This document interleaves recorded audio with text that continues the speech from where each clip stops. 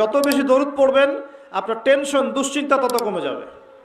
যত বেশি দরুদ পড়বেন আল্লাহ তত রহম করবে আপনাকে, আপনার গুনাহ তত মাফ হবে, আপনার নেকির পাল্লা তত ভারী হবে এবং মুহাম্মদ সাল্লাল্লাহু আলাইহি ওয়াসাল্লামের সুন্নতের উপর আমল করা আপনার জন্য সহজ হবে। আর সবচেয়ে বড় কথা, কিয়ামতের দিন আপনার পক্ষে নবী সাল্লাল্লাহু আলাইহি ওয়াসাল্লাম স্বয়ং সুপারিশ করবেন ইনশাআল্লাহ, যদি আপনি বেশি বেশি দরুদ পড়তে পারেন।